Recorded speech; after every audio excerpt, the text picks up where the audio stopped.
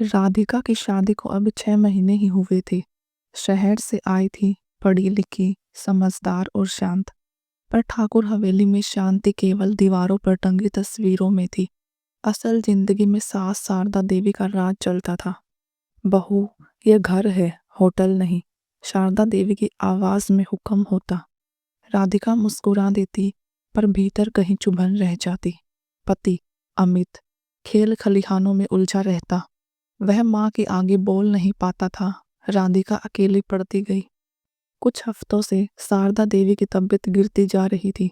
कभी पेट में जलन, कभी चक्कर। डॉक्टर ने कहा, खाने पीने में सावधानी रखिए। शारदा देवी की आंखें राधिका पर टिक गई। बहू, आजकल तेरे हाथों का खाना मुझे रास नहीं आता, ताना पड़ा। राधिका सन्न रह गई।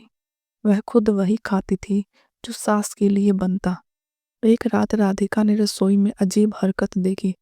शारदा देवी देर रात उठी, संदूक से एक छोटी शीशी निकाली, फिर उसे वापस रख दिया। राधिका ने खुद को समझाया, शायद दवा होगी, पर दिल में डर बैठ गया। अगले दिन शारदा देवी अचानक गिर पड़ी। पूरे घर में हड़कंप मच गया। बहू ने जहर दिया है। ये शब्द ऐसे गिरे जैसे किसी ने पत्थर दे मारा हो। अमित हतप्रभ था। राधिका रोई नहीं, बस बोली, अगर मैंने कुछ किया है तो सच सामने आ ही जाएगा। राधिका ने तय किया, अब चुप नहीं रहेगी। उसने अगले दिन का खाना खुद बनाया और सबके सामने सास की थाली सजाई। लेकिन परोसते समय उसने प्लेट बदल दी, अपनी और सास की। शारदा देवी ने देखा। पल भर तो उसके चेहरे का रंग बदला। नहीं, मैं ये नहीं खाऊंगी। क्यों माँ जी? राधिका की आवाज स्थिर थी। शारदा देवी घबराई, बोली, मेरा पेट ठीक नहीं। राधिका ने शांत स्वर में कहा, तो फिर वही खा लीजिए जो आप मेरे लिए बनवाती हैं। उसी पल शारदा देवी ने झपट कर थाली गिरानी चाही, पर शीशी फर्श पर लुढ़क गई। गांव के लोग, अमित सब जमा थे। ये क्या है? किसी ने पूछा। शीशी पर लिखा था, चूहा मार जहर। शारदा देवी फूट पड़ी। हाँ, मैंने ही मिलाया था। सब सन। क्यों? अमित चीखा। इस घर पर मेरा हक था।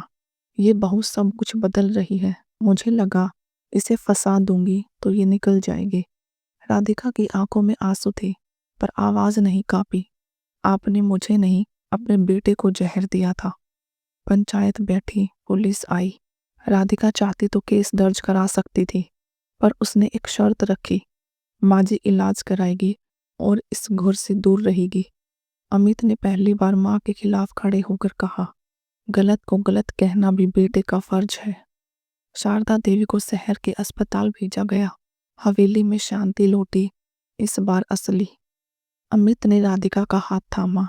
माफ कर दो, मैं पहले तुम्हारे साथ खड़ा नहीं हो पाया। राधिका ने कहा, अब खड़े हो, यही काफी है। शारदा देवी को अस्पताल से सीधे जेल कस्टडी वार्ड में शिफ्ट किया गया।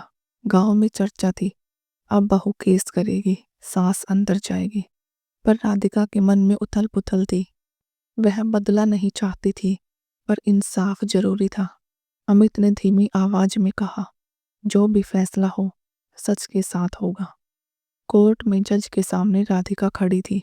क्या आप पुष्टि करती हैं कि आरोपी ने खाने में जहर मिलाया? राधिका ने गहरी सांस ली। हाँ, और यह भी कि मुझे फंसाने की पूरी साजिश थी।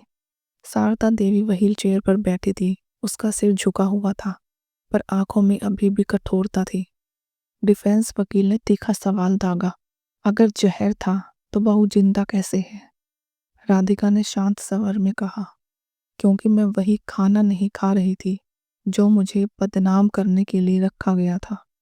कोर्ट में सन्नाटा छा गया। जांच में सामने आया, जहर की शीशी सास के संदूक से मिली। रसोई में सिर्फ उन्हीं की पहुंच। डॉक्टर की रिपोर्ट, जहर की मात्रा जानबूझकर धीमी मौत के लिए। जज ने कहा, यह घरेलू हिंसा से भी गंभीर अपराध है। ब्रेक के दौरान शारदा देवी रो पड़ी। पहली बार उनका घमंड टूटा। उन्होंने राधिका को पास बुलाया। मुझे माफ कर दे, मुझे लगा था मैं हार जाऊंगी। राधिका की आंखें भर आई। आप हार गई माँ जी, क्योंकि प्यार में लड़ाई नहीं होती, कटघरे में खड़े अमित की आवाज कांप रही थी। मैंने गलती की, समय पर पत्नी का साथ नहीं दिया। अगर आज भी चुप रहता तो मैं भी अपराधी होता। यह बयान केस का टर्निंग पॉइंट बन गया।